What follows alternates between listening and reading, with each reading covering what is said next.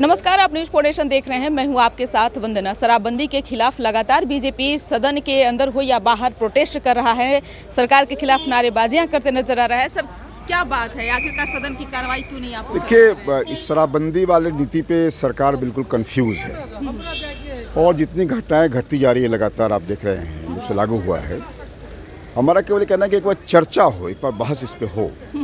Review का मतलब उसको हटाना नहीं है, उस नीति को रिव्यू करें, चर्चा हो और उस चर्चा में जो कुछ फ़ायदे की बात हो सकती है, जो कुछ सीखा है 5-7 वर्षों में लोगों ने, तो उसका फ़ायदा लिया जाए हम लोग। उन्होंने कहा कि पूरे बिहार में 1,64,000 लोग जो है शराबबंदी से अब तक के उनको लाभ मिला है, लेकिन फिर क्यों बीजेपी इतना लाभ मिला है? तो उसका पूरे शराबबंदी पे है ना, एक व्हाइट पेपर लाने का प्रयास करिए।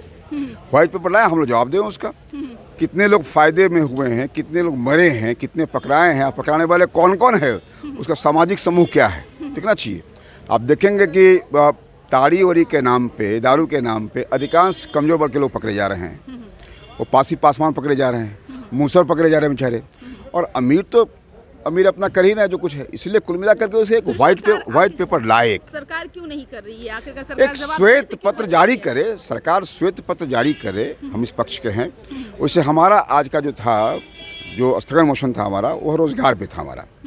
किस तरह से बेरोजगारों पे हमले हो रहे हैं, सड़क पर डेली गोली और लाठी चल रहा है। शराबबंदी पे बोल नहीं रहा, रोजगार पे बोल नहीं रहा, तो आखिरकार सरकार जवाब क्यों नहीं दे रही? ये निकम्मी सरकार है, इसको जाना है, निठल्ली सरकार है। बिल्कुल हम ये मानते हैं कि सरकार अनडेमोक्रेटिक है, अलोकतांत्रिक है। जिस भाषा का इस्तेमाल नीतीश जी ने विधानसभा में किया है, आज वहाँ पे भाषा नहीं बताया, लेकिन उंगली से उन्होंने सत्ता पक्ष के लोगों को हम लोग के खिलाफ खड़ा किया। और दोनों आमने सामने थे हम लोग। आज दोनों ही समूह के लोग आमने सामने थे। तो आज उंगली दिखा करके कहा कि तुम लोग भी निकलो और जाओ सामने से। तो लेकिन हम लोग संयमित रहे। नीतीश कुमार यस, बानी उन्होंने खराब बानी का इस्तेमाल किया कल विधानसभा में, और अपने हरकतों से उंगली से दिखा करके उन्होंने पक्ष विपक्ष को सामने खड़ा कर दिया ताकि टकराव हो जाए। लेकिन ये हम लोग का प्रयास था कि टकराव नहीं होने दिया हम लोगों ने। हम चाहते कि चले, लेकिन चर्चाओं से जाए। ये डेमोक्रेसी में क्या है, वाद विवाद हो, चर्चा हो, डिबेट्स हो। इसीलिए हम लोग का आग्रह है कि इन तमाम विषय पे चर्चा हो। राजनीति का अनुभव आपके पास है उतना, और उसे कई गुना ज्यादा सीएम नीतीश कुमार सबके साथ, चाहे लालू प्रसाद हो या फिर बीजेपी हो, सबके साथ में वो कर चुके हैं। जितने नजदीक से आप उनको जानते हैं उतना कोई नहीं जान सकता है। क्या आखिरकार अंदरूनी क्यों ऐसा, कौन सा ऐसा बात है जो नीतीश कुमार आखिरकार क्यों नहीं ऐसे खुल करके सामने आ रहे हैं, क्यों नहीं जवाब देना चाह रहे हैं, क्यों बचना चाह रहे हैं? नीतीश जी इस देश के राजनीति में सबसे चतुर राजनीतिज्ञ है। चतुर मानता हूँ मैं चालाक नहीं कहूँगा, चालाक थोड़ा स्ट्रॉन्ग वर्ड है, लेकिन जिस राजनीतिक चतुराई से वो चला रहे हैं, चतुराई को उनको देश समझ गया, समाज समझ गया, बिहार समझ गया है। इसलिए बिहार में कैसे रेलिवेंट बने रहे। कैसे नहीं समझे लालू प्रसाद यादव? बिहार में लालू प्रसाद बेचारे बीमार हैं, वो क्या समझेंगे? इसलिए उनकी चालाकी चतुराई को बिहार समझ गया है।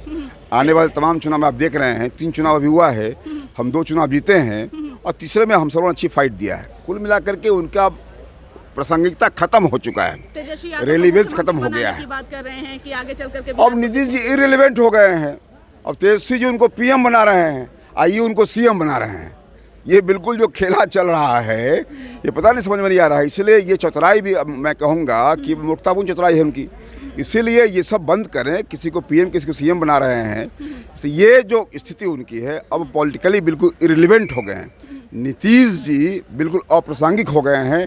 उनका बिहार में कोई तवज्जो नहीं, कोई उनका महत्व नहीं है। जी, बहुत बहुत शुक्रिया। तो आप सुन रहे थे क्या कुछ कहना चाह रहे थे संजय पासवान का। जिस तरह से सदन के अंदर प्रोटेस्ट कर रहा था बीजेपी, उस दौरान बीजेपी ने आरोप लगाया सीएम नीतीश कुमार पर कि उंगली दिखा करके अपने सदस्यों को वो पोर्टिको में जाने को कहे हैं, और बीजेपी के खिलाफ वो चाह रहे थे कि किसी तरह हाथापाई हो। लेकिन बीजेपी के जितने भी लीडर थे वो अपना आपा वहाँ पे बिल्कुल कंट्रोल करके रखे हुए थे, ताकि आगे चल करके किसी तरह का कोई वहाँ पे हिंसा न हो, आपस में लोग टकराए नहीं। इस बात का भी ख्याल बीजेपी रखा है। हालांकि बात में कितनी सच्चाई है ये नहीं पता, लेकिन जिस तरह से आमने सामने सरकार और विपक्ष है, ऐसा नहीं लग रहा है कि सदन की कार्रवाई चल रहा है। ऐसा लग रहा है कि आपस में ही नेता टकरा रहे हैं। इस कर बस इतना ही। बने रहिए न्यूज फाउंडेशन के साथ। अब तक हमारे चैनल को सब्सक्राइब नहीं किए तो कर लीजिए। धन्यवाद।